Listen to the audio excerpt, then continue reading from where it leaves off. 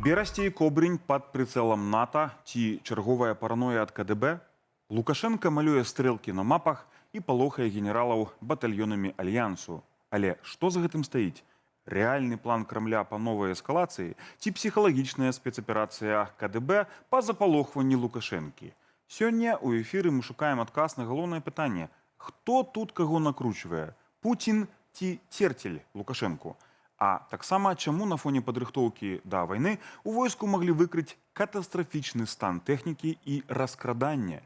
Разбіраемся з экспертамі. Гэта «Прасвет на Белсаце». З вами Сергей Пелеса. А са мною ў студыі вайсковы каментатор Белсату Дмітрий Міцкевич. Вітаю. І эксперт у справах бяспекі Алесь Казак. Прывітанне. Калегі, я прапаную на пачатак адразу ад самай моцнай кароткай цытаты Лукашэнкі, і мы адразу яе абмеркуем. Лишних денег у нас нет. Мы готовимся к войне. На то мы и вооруженные силы создали, на то мы их содержим, на то народ отстегивает от своих небольших заработных плат и денежного довольствия деньги, копейки для того, чтобы нас с вами содержать. Поэтому задача, об этом, я думаю, госсекретарь еще скажет, была поставлена одна – как будут действовать те части, которые будут приведены в полное боевое состояние президентом в условиях военного времени. Никакого, Павел, мирного времени быть не может. Мы готовимся к войне. Коллеги, Лукашенко некалькі раз паўтарыў в гэтай кароткай цытаце, 2 разы прынамсі: мы готовимся да вайны, мы рыхтуемся да вайны. І падчас гэтай нарады, а нам апублікавалі каля 20 хвілінаў, шмат разоў гэта паўтарыў. Зміцер, што гэта? Гэта звычайнае як бы трыманне войска ў тонусе па выніках праверкі? Ці Лукашенко, можа быць, ведае штосьці, чаго мы з вами не ведаем, так? А яму паведамілі в Кремлі? Я думаю, что Лукашенко докладно ведает, что ему поведомили у Кремля. Кремль докладно ему поведомил про свои планы на дальнейшую эскалацию и на роль Лукашенки у этой эскалации. Але мне здаецца, что тут может быть и довольно цікавый момент спроба Лукашенки сыграць на публику в особе Путина. Маўляў, паглядзі, куды я што магу зрабіць, у мяне тут шэраг праблемаў. І вот я тут сабраўся, разбіраюся, але мне яшчэ ўсім гэтым трэба займацца. І першае, гэта спроба выцыганіць нейкіх грошай ад Расіі падобна на гэтыя рэчы. Калі ўжо зусім пазбегнуць не атрымаецца, так трэба хоць нейкі прыбытак з гэтага атрымаць, паспрабаваць. Альбо наадварот паказаць, што я ні ў чым удзелу прымаць не магу, тут все не боегатова і увогуле беда. То бок вось гэта, мне здаецца, могуць быць 2 асноўныя сцэнары, па якіх зараз Лукашенко можа дзейнічаць. Вось такі калідор ягонай актыўнасці. Алесь, на твою думку, што гэта? Гэта рэальныя ягоныя інсайды, так, пра магчымую вайну, уцягванне ў Беларусь у такім ці іншым фармаце? Ці гэта нейкае накручванне параноі спецслужбамі, медыямі, ягонымі прапагандай, якія на яго ўплываюць? Бо зверні ўвагу, Лукашенко, калі казаў пра вайну, ён в асноўным адыходзіў ад тэкста, у яго быў тэкст, он яго чытаў, потым яго надкладаў і звяртаўся непасрэдна да вайскоўцаў эмацыйна, трошкі нерваваўся, павышаў голас. І вось тады ён казаў пра вайну, што трэба выжыць у вайне. На твою думку, што гэта было? Я думаю, гэта мікс якраз такі ўсяго, пра што вось тут ідзе гаворка, і я і часткова згодны, і часткова не згодны, але разам з тым тут, напэўна, параноя Лукашэнкі, страшэнная параноя, аграменны страх, той бок пралятаюць дроны над Беларусю, і іх, можна сказаць, становіцца ўсё болей і болей над тэрыторыяй Беларусі. І акрамя таго, ёсць страх таго, што будзе далей рабіць Расія. Вось тут я якраз-такі не згодны пра тое, што Лукашенко так ведае ўсю сітуацыю і планы Крамля. Хутчэй за ўсё, яго нават інфармаваць пра такое не будуць, або last minute праінфармуюць пра нешта падобнае. Але гэта ўсё выклікае страшэнны страх, і таксама страх таго, што можа праваліцца гэты ягоны дыпламатычны трэк, які ён так намагаецца будаваць апошні час. Так, я прапаную адразу паглядзець наступную цытату ў працяг вось гэтых думак, да, параноідальных. Давайте паслухаем яшчэ одну заяву, дзе Лукашенко фактычна, крытыкуе, атакуе сваіх афіцэраў, проста глядзячы ў вочы. Пропоную цитату. Я под вас подстраиваться не намерен. Вы будете подстраиваться под главнокомандующим. Если вы хотите, в будущей войне, не дай бог она будет, остаться живыми. Змітер, у будучай вайне застацца жывымі. Лукашенко гаворыць пра будучую вайну фактычна як штосьці непазбежнае, што яна будзе, гэта вайна. І наша задача ў тым, каб не дапусціць да яе, каб баяліся, да? Але калі яна будзе, каб застацца жывымі. Чаму ён менавіта такім чынам выказваецца пра вайну? Ну, гэта таму, што ягоная першачарговая задача ва ўсім гэтым, ўсёй этой сітуацыі застацца ў жывых і в тым фатэле, дзе ён сядзіць. І менавіта на гэта накіраваныя ўсе ягоныя дзеянні. І менавіта таму ён шукае розныя сцэнары, як бы вось тут паспрабаваць выкруціцца. Таму што тут такая справа. Нават калі яго не інфармуюць пра канкрэтныя там дзеянні Крамля, як все гэта будзе адбывацца, ён таксама як бы бачыць, куды все гэта ідзе. І мне здаецца, ну тут не трэба мець нейкую супер там разведвальную сетку для того, каб зразумець, якія планы ў Крамля зараз будуюцца, калі яны самі адкрыта гэта дэкларуюць. Ну яны ж просто наўпроставым тэкстам заяўляюць. І тут Лукашенко падобна, таксама як это верхоўны жрэц дзеліцца са сваімі прыхільнікамі вось гэтымі ведамі. Што, маўляў, глядзіце, вось все, надыходзіць зараз гэты важны момант выканання вашай задачы, на якую мы вас там столькі рыхтавалі і гэтак далей, ну і вот вы мусіце нібыта гэтую задачу выканаць. Але зноў жа, тут пытанне ў тым, в якім калідоры ён будзе рухацца. Таму што у яго ёсць некалькі опцый, альбо паспрабаваць зусім саскачыць і сказаць, што я там зусім не пры справах, хаця, мне здаецца, верагоднасць гэтага маленькая. Ну, альбо з другога боку паспрабаваць ад Пуціна ўжо хоць якія выгоды атрымаць, і пакуль мы бачым, што гэта больш верагодны сцэнар, ну і ўсё ж такі прызнакаў гэтага все больш. Так, Алеся, вось гэта рыторыка «рыхтуйся да вайны», «рыхтуемся да вайны», каб быў мір, да? Хочаш мір, рыхтуйся да вайны. Это вось такое сабе версія ў выкананні Лукашэнкі. Але да каго яна адрасаваная? Ці вось да генералаў гэтых афіцэраў, на якіх он глядзіць у вочы, да? І да іх звяртаецца?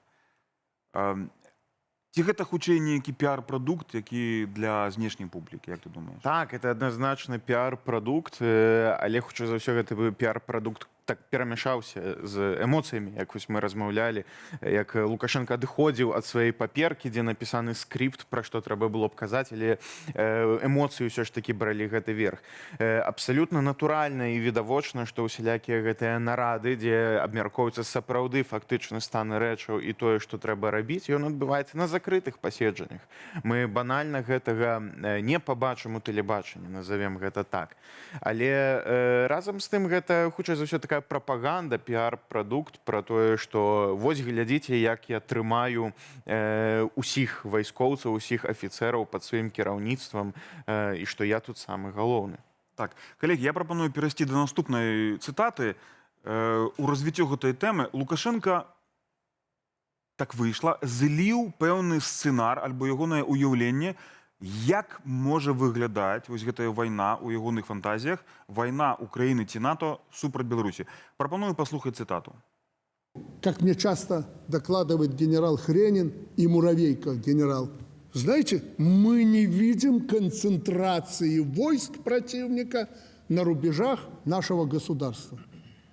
Ребята, Бог с вами. Они что, дураки? Будут концентрировать где-то, как Великую Отечественную войну, перед наступлением войска? Ситуация поменялась. Кто, к примеру, в Польше, в Литве, в НАТО, если они вдруг с нами захотят воевать, не определит точку сбора и концентрации вооруженных сил, в районе Кобрина, допустим, точку на карте покажут и будут заходить к нам батальонными тактическими группами, небольшими группировками, как мы видим сегодня в Украине. Кобрин зноў на прицеле НАТО, паводле Лукашэнкі. Я сам з Кобрина паходжу, вырас в вайсковай частцы, якой уже больш 20 год там нема. Што такога в Кобрине? А давайте узгадаем, перед тым, як я попрошу вас пракаментаваць, узгадаем гісторыю, як Кобрин стаў мішэнню НАТО нумар 1. Весна 24 года на ўсебеларускім народным сходзе Лукашенко упершыню заявіў, што апазіцыя і захад чамусьці выбралі Кобринскі раён для захопу, каб абвясціць там сваю ўладу і паклікаць войскі НАТО. Да? Праз паўгады ў лістападзе 24 года КДБ и телеканал ОНТ выпустили фильм «Расследование», так званый, про план «Бесараб» і падобныя сцэнары, які прадугледжвае нібыта, што беларускія добраахвотнікі з тэрыторыі Украіны заходзяць в Кобринскі раён з украінскімі спецслужбамі пры дапамозе і плануюць захоп гэтага напрамку. Так? То бок, складаецца ўражанне, што Лукашэнку апрацоўваюць спецслужбы, апрацоўвае ягоная прапаганда, ён все гэта переварвае і выдае імправізацыю, што вось так не будзе, як, да, што мы чакаем канцэнтрацыю, што яны прыйдуць в Кобрин. І пры гэтым яшчэ Берасці ўзгадвае. Пра Берасці мы зараз вернемся, але ваш каментар, Зміцер, твой каментар, так? Вось да гэтага сцэнара Кобрина выглядае някепска, блізка да Украіны, блізка ад Польшчы, так? Ну, зноў жа, тое, як ты сказаў, гэта вось тая фобія Лукашэнкі, якую ён транслюе пастаянна, таму што зноў жа, гэта ж цікава. Ну, прытым гэта тактыка таксама і расійскай прапаганды, ну і ўвогуле класічная тактыка прапаганды, спрабаваць экстрапаляваць тое, што ты робіш сам, на праціўніка. Ну і вот то, як расейцы стварылі ДНР, ЛНР, ну вот фактычна Лукашенко спрабуе экстрапаляваць на Беларусь. Ну вот такі сабе БНР, але КНР, то бок Кобринскую народную республику, каліноўцы стварылі бы ў гэтым рэгіёне. Так, але вот яшчэ што важна. Тут вельмі важная рэч заключаецца ў тым, што Лукашенко фактычна, ну, ён увогуле мала за сваім языком сочыць, то ён хутчэй зліў план, як збіраюцца дзейнічаць расейцы, што это расейцы плануюць не канцэнтраваць вялікія сілы, так як яны рабілі ў 22-м годзе каля Украіны, што яны якраз збіраюцца збіраць невялікія групы, дэстабілізаваць сітуацыю внутры краінаў Захаду. Абсалютна. І такім чынам дабівацца перавагі. Коллеги, у нас яшчэ будзе сюжэт у працяг гэтай тэмы, але в гэтым блоку, але за тебе апошняе пытанне. Лукашенко пасля вось Кобрина узгадаў пра Берасці. То есть он увесь час глядзіць вось на гэты паўднёва-заходні рэгіён, адкуль мы з табой, дарэчы, і паходзім, так? Маўляў, украінскія выведнікі от па трёстэчкі не паказаў. Ёсць здымкі, яны бачаць лакалізацыю нашай бригады в Берасці, да? Трэба перадыслакаваць. Ці мае гэта сэнс у часы спадарожнікавых здымкаў перакідваць дэсантнікаў кудысьці там пад Маларыту ці пад Жабінку, каб украінцы не ўбачылі? Хай перакідваюць, больш паліва спаляць на гэтым усім, і хоць нейкая актыўнасць усё ж такі ў гэтых войскаў будзе. Але разам з тым, па сутнасці, для выведкі гэта не з'яўляецца нейкай праблемай. Гэта ўсё правяраецца не толькі супутнікамі, але гэта таксама правяраецца дронамі даволі лёгка. А не варта забываць пра тое, як не так даўно аказаўся матэрыял, апублікаваны таксама у сервісе «Інформнапалм», пра тое, як Беларусі ангажаваныя у правядзенні гэтай сувязі для кіравання дронамі «Шахет». Той бок распрацоўка па гэтай тэрыторыі, конечно, гэта заявіў, по-моему, Владимир Зеленскі заявіў, што на Беларусі будуць збудаваныя сетка сістэмаў, якія наводзяць расійскія дроны. Прычым, што цікава, эта заява была, Зеленскі агучыў, але гэта была інфармацыя украінскай выведкі. Я думаю, это звязана з тым, што кіраўнік выведкі Буданаў стаў шэфам офіса. Калегі, у нас в гэтай часы скончыўся час, так? І мы з вами зараз паглядзім сюжэт, і потым яшчэ вернемся на некалькі хвілінаў да нашай размовы. 6,5 тысяч кілометраў да новай бацькаўшчыны. Лукашенко шукае паратунак для калію аж на Чукотцы. План маштабны. Тэрмінал за $75 мільёнаў, каб вазіць угнаенні праз арктычныя льды у паўднёвую Амерыку. Чаму дыктатар выглядаў разгубленым на сустрэчы з губернатарам Чукоткі і як ягоны былы целаахоўнік стаў галоўным палярнікам Беларусі? Больш у нашым матэрыяле. Самый главный в Чукотке. Очень приятно с вами встретиться, с человеком, который живет на краю нашего Отечества. Да краю лукашэнкаўскай бацькаўшчыны 6,5 тысячаў кіламетраў напрамкі. Гэтак далёка месціцца Чукотская аўтаномная акруга. Дэлегацыя адтуль на чале з губернатарам днямі наведала Менск. А так не побывать в Минске, так это даже как-то и неприлично для российского человека. Не наведаць менавіта ў гэтыя даты. 2 красавіка спаўняецца 30 гадоў беларуска-расійскім пагадненням аб стварэнні супольнасці Расіі і Беларусі і 29 гадоў са дня стварэння так званай саюзнай дзяржавы. Нязменна ў гэтыя даты Лукашенко прымае ў сябе расійскіх губернатараў. 25 год губернатар Пензенскай вобласці Олег Мельниченко. 24 год губернатар Орловской области Андрей Клычков. 23-й год губернатор Калужской области Уладзіслаў Шапша. Назваць традыцыяй гэтыя сустрэчы складана, бо адбываюцца яны не толькі пад гадавіну паступовай расійскай акупацыі Беларусі, а і ў, так скажам, звычайныя працоўныя дні беларускага дыктатара. Перадапошняя вось літаральна 2 сакавіка з губернатарам Мурманскай вобласці Расіі Андреем Чибисом. Знаменитый губернатор, которого часто вижу по телевизору. В тему. І калі з Чибисом, так бы мовіць, адразу задалося, Что касается нашего дальнейшего сотрудничества, мне тут целый альбом представили наших направлений, но я думаю, вы прекрасно знаете наши возможности. то з Кузнецовым, губернатором Чукотки, Лукашенко нават і не хаваў разгубленасці. Боюсь сказать, что эта Чукотка будет какой-то опорой для нас в этом плане. Не могу, потому что я не знаю, возможно или нет, но Сергей, наверное, больше в этом разбирается, подскажет. Сергей Ковальчук, вось ён сядзіць па правы бок ад беларускага дыктатара, былы супрацоўнік службы бяспекі Лукашэнкі. Цяпер міністр спорту і турызму. Да таго, адказны за беларуска-чукотскую супрацу. Я удивился, что там служил, оказывается. Аж 3 года служил там.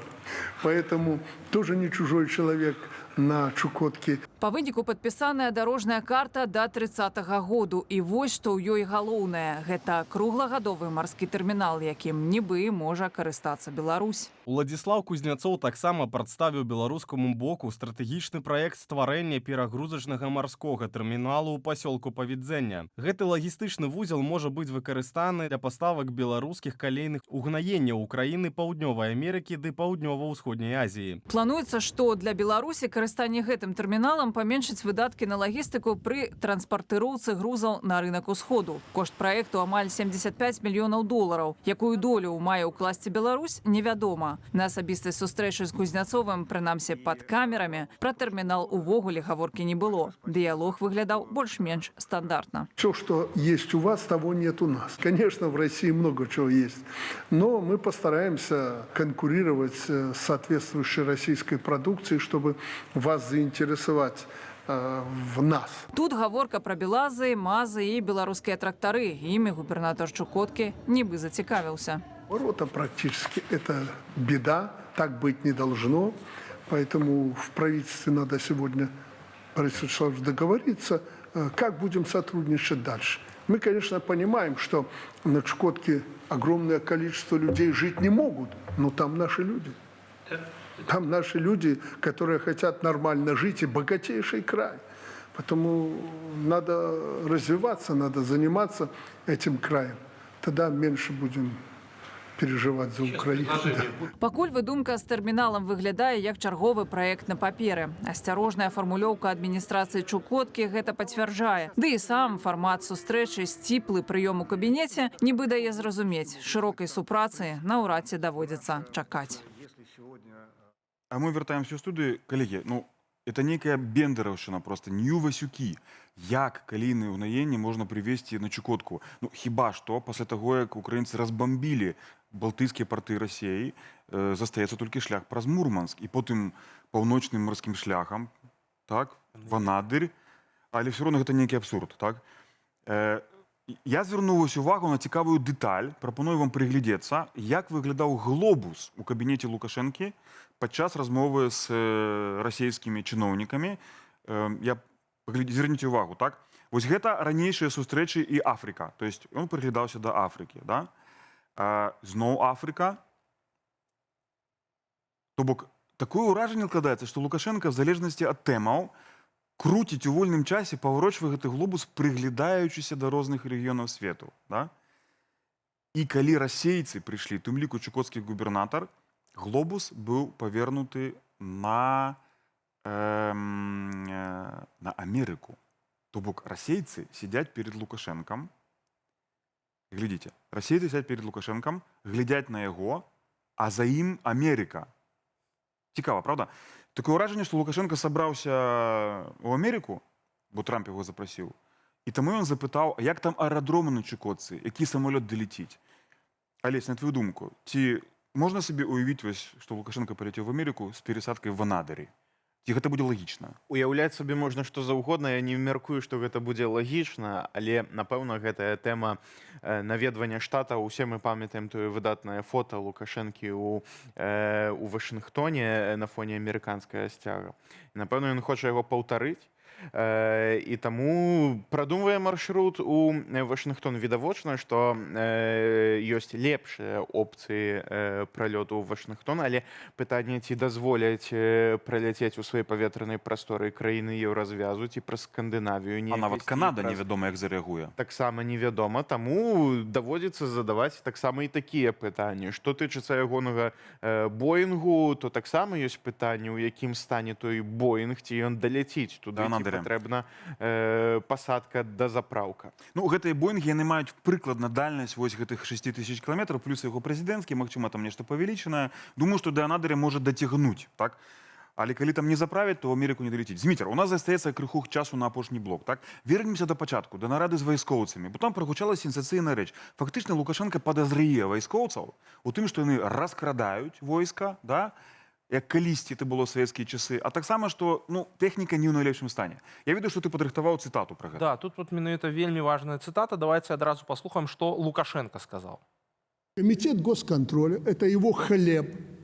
Должен знать, что происходит с военной собственностью и имуществом. Комитет госконтроля прежде всего обеспечивает контроль, прежде всего. Падеж скота и прочее – это потом. Но прежде всего собственность, государственное имущество. В каком оно состоянии? Во-вторых, вторая его задача – расходование государственного бюджета. Куда они тратятся? С какой эффективностью? Ну, выглядае, што гэта маштабная праверка паказала, што не все добра ў войску. Зміцер, твой каментар. Вот менавіта гэта якраз да таго, што Лукашенко падобна і Пуціну хоча паказаць, што не ўсё так добра. Але вот што цікава. Тут ён таксама, калі расказваў пра то, што ён жа казаў, я ведаю, як крадуць ваенныя. Ён все это прыгадваў. Ну, зноў ж, гэтыя схемы вядомыя. Але што яшчэ цікава? І ён пасля яшчэ раз падкрэсліў, што я разам з гэтай праверкай мабілізаваў усіх, ініцыяваў дзеянні Камітэта дзяржаўнай бяспекі, выведкі, дзяржкантроля, пракуратуры і гэтак далей. То бок ён разам з гэтай праверкай боегатовасці гэтак званай ініцыяваў яшчэ адну праверку праверкі. То бок натравіў сваіх бліжэйшых сілавікоў, якім ён найбольш дае грошай, якім ён найбольш давярае, тых, якія займаюцца ўнутранымі пытаннямі, на гэтае войска дзеля таго, каб высветліць пэўныя праблемы. І падобна, што ўпершыню ў гісторыі яму нарэшце далажылі, што там адбываецца, таму што ўжо трэба было. І вось ён, верагодна, вынікамі явна незадаволены. І высветліліся і все гэтыя схемы, што і танкі могуць не завесцісь, і што паліва можа не быць, і тое, якім чынам увогуле все это дзейнічае. Так. І вот таму такі публічны разнос. Так, ён явно незадаволены. Пра гэта сведчыць ягоны тон. Тое, што ўвесь час адрываўся ад паперкі, ад тэксту і крытыкаваў, наязджаў на гэтых вайскоўцаў, якія ціха яго слухалі. Калегі, у нас скончваецца час. Я нагадаю, што са мной студыі былі мой калега Зміцер Міцкевіч, вайсковы аглядальнік Белсата, і Алесь Казак, эксперт у справах бяспекі. А мы пераходзім да наступнай тэмы. У нас яшчэ некалькі сюжэтаў ёсць. Месяц без правакацый і Вільня пачне размову. Гітанас Наўседа, прэзідэнт Літвы, назваў умовы для пачатку дыялогу з Лукашэнкам, пакуль літоўскі бізнес лічыць страты ад затрыманых фураў. Ці гэта рэальная палітычная адліга альбо чарговая пастка Менска? Што пра магчымы гандаль з рэжымам думаюць самыя літоўцы? Мы спыталі меркаванне жыхароў Вільні. Глядзім у сюжэце.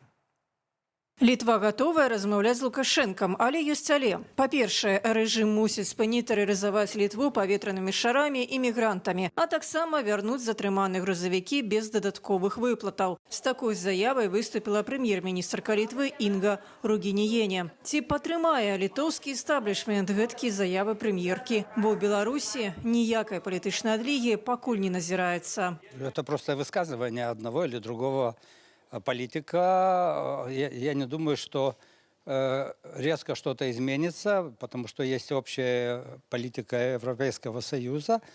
Да, мы соседи, какие-то вопросы надо решать, но чтобы какой-то политический уровень был, я пока что не вижу. Тым не менш, Інга Ругініене кажа, што для перамоваў з Лукашэнкам ужо выбраны чалавек. А літоўскі бізнес ужо пачаў гаварыць, што варта аднавіць транзіт угнаенню з Беларусі праз літоўскія парты, а прыбытак скіроўваць на абарону краіны. Але ці не задалёкія гэтыя планы? Вот когда все нормализуется, тогда я отвечу на этот вопрос. Теперь санкции Европейского Союза в силе. И думаю, что будет продолжаться, если не изменится политика по отношению к Литве и к Европейскому Союзу. Потому что Лукашенко имеет границу и с Латвией, и с Польшей еще. И там происходят такие же самые чудеса. А можа, гэткая рыторыка з'явілася на хвале палітычных поспехаў спецпасланніка прэзідэнта Трампа Джона Коула. Ён жа перад тым, як сустрэцца з Лукашэнкам, меў вільні сустрэчу з Інгай Ругініене, дзе і абмяркоўвалася просьба Літвы вярнуць літоўскія фуры, якія Беларусь трымае не адзін месяц. І, здаецца, зрухі ў гэтым з'явіліся. Можа, і ад Літвы ЗША чакаюць пэўных крокаў на збліжэнні з Беларуссю. Я не знаю, что на уме Трампа, с кем, кто договаривается. Можно между строк прочитать послание американского президента, который встречался здесь в Литве и в Белоруссии, что такие предпосылки им были приятные, но они неприятные Литве. Каб пайсці на нейкае збліжэнне з Беларусю, трэба падтрымка не толькі ўраду і сем'ю, але і сярод грамадзянаў. Мы запыталіся ў жыхароў Вільні, ці трэба размарожваць адносіны з Менскам і налажваць з ім эканамічныя стасункі. Напрыклад, аднаўляць транзит. Пока не время, я думаю. Нету значительных перемен на этой стороне границы. И, должно все поменяться, только тогда можно будет думать о улучшении или о восстановлении связей. Это манипуляция пока. Литве от этого очень такой странный выход был бы. Не, нельга з імі ніякіх справаў мець, з беларусамі. Я не супраць народу, я супраць іхнага бульбаша. Прашу прабачэння за такія словы, бо яны робяць паскудства. Мы хочам сябраваць, але яны не хочуць. Ён хоча быць каралём, але нам не трэба каралёў. У нас і сваіх стае. Дакладна не трэба. Яны падтрымліваюць вайну. Літва дэмакратычная краіна, а яны не. Можа, Інга Ругініене паспяшалася з такімі заявамі? Ці кошт выдаткаў за прастой фураў у Беларусі непад'ёмны для літоўскага бізнесу? Калі лічыць, што фуры стаялі 4 месяца, то назбіралася болей за 6 тысячаў еўра за одну машыну, а іх 1200. Добры курс для беларускага бюджэту. У некаторых перавознікаў доўг 50-100 тысячаў еўра і больш за некалькі машынаў. Таму частка бізнесу распрадае маёмасць ці думае нават не забіраць фуры. Але і менскі рэжым не спяшаецца з тым збліжэннем. Беларускі МЗС ужо выступіў з заявай, што не бачыць гатоўнасці літоўскага боку да сур'ёзнай размовы. А гэта азначае, што дыпламатычны гандаль працягваецца.